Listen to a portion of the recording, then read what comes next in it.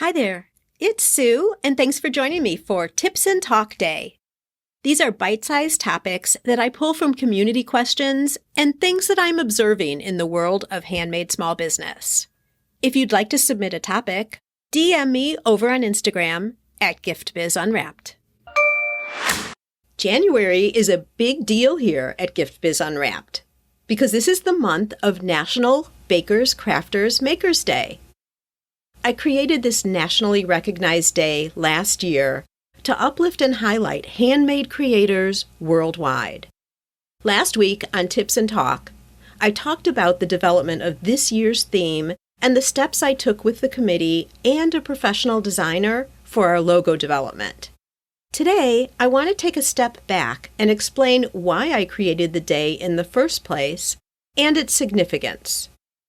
For more than 15 years now, I've been involved in the world of handmade products on the business side. But even before that, I've always been involved in handmade as a hobby. From sewing my own clothes as a little girl, even clothes for my Barbies, to knitting and embroidering with my mom, and then even quilting in my 30s. Then, as you may know, after I left corporate, I started a gift basket business, which led to the Ribbon Print Company, and now also Gift Biz Unwrapped. At each and every juncture, I've experienced the art of making and observed others within the handmade industry too. Here's what I've seen. As a hobby, creating handmade items has a meditative and therapeutic overlay. I know you know what I mean. When you're involved in creation and can just let your mind flow, these are points in creation time that you can let go and reflect or daydream, even while keeping on task with your project. There's also pride attached to learning a new skill that brings your painting, glass bead making, or leather embossing to a whole new level. Not to mention the compliments you get from your friends when you share one of your creations. It's soul enriching, and this is one of the things I love the most about handmade. And we can also add in here the social element. Maybe you have regularly scheduled time set aside so you can gather together with your quilting friends and work on your individual projects. Or you take a pottery or ceramic class just for fun. It's a great way to make new friends and adds so much to the quality of your life overall. Being in the presence of others and sharing a common experience is uplifting. After-class coffee dates and even lasting friendships can form from these activities. And then, a portion of handmade creators decide to monetize their craft by starting a small business for supplemental income or to replace a 9-to-5 job. One of the reasons I chose January as the month for our National Day is because it's this group of handmade creators who are the ones right now recovering from the holiday rush. I've been through this myself at basket time and witness it every year from within our community and also with my coaching clients. The personal sacrifice made by handmade small business owners to get sales, first of all, and then make and ship out orders in time for gift giving, the sacrifice is significant. I am not exaggerating when I tell you that I know people who put up their Christmas trees right after Halloween, or it's not going to happen. And they don't wrap their gifts either because they simply run out of time some years. Maybe this is even you. National Bakers, Crafters, Makers Day is to thank you for your efforts and support you during this time of rejuvenation. These are the valuable things that handmade brings to us today. Now, let's think back even a little further. Handmade was a necessity when we, as a human race, started to socialize. Let's not go back as far as cavemen, but what about when our ancestors colonized? They depended on each other's skills and specialties for survival. New settlements had a blacksmith, woodworker, and cobbler for the necessities. There was also a baker, a milliner, hatter, even a toy maker. And all these products upgraded the quality of their lives. This act of dependence on each other's specialties evolved into the small business structures that we have today. Kind of incredible to think about that, isn't it? And you, as a handmade product maker, are part of all of this.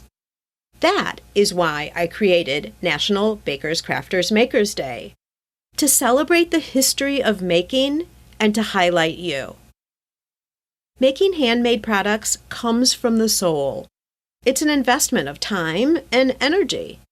The results of what you make are one of a kind and enrich our lives by surrounding us with beauty and individuality. They provide happiness for both the creator, that's you, and your product's recipient.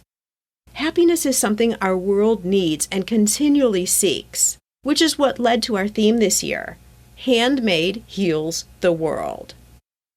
So, what do I have in store for this month? Well, it's already begun, but if this is the first time you're hearing about it, you are not late to the game. National Bakers, Crafters, Makers Day is formally recognized in the National Archives as being celebrated on January 21st. But we're doing some fun things right now. To see the full rundown, head over to handmadehealstheworld.com. The link, in case you don't catch it here, will be in the show notes too, of course.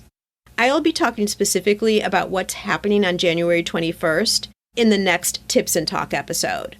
But right now, here are a few things you can do. First off, download my free gift to you. It's an affirmation poster that you can print and have displayed where you can see it every day.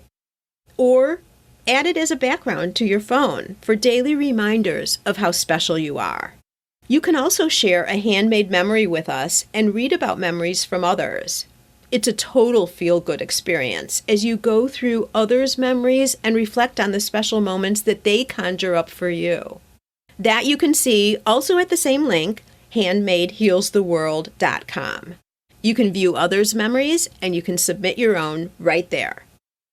There's also a section for adding your special giving activities that have been prompted by handmade products, whether you have a business or not. Now, that may not make sense, so let me explain a little bit better. In the last 6 months, have you donated things that you've made to a local shelter? Or do you raise money for a certain cause that's dear to your heart? Maybe you ran a workshop as a fundraiser, or you've designated a certain product's proceeds to go to a specific cause. Let's share that activity with people. That gets more attention to your cause or charity, too. Again, over at handmadehealstheworld.com, you'll see right under point 2 how you can submit your information here. We call it dollars donated if there's a financial overlay, or gifts of kindness if you've done some type of a charity project and brought it to an orphanage, a senior center, or another local charity. It just takes a couple of seconds to submit your information, and again, we want to publicize the good that you put out into the world. As someone with a passion for handmade, I want you to stand proud behind your creations. Whether for a hobby or as a business, what you bring to our lives is so incredibly special, and it's worth celebrating. That's a wrap. I'm a get-to-the-point kind of girl, and this is what you can expect from these quick midweek sessions. Now it's your turn. Go out and fulfill that dream of yours. Share your handmade products with us. We want them, and they bring us both so much happiness.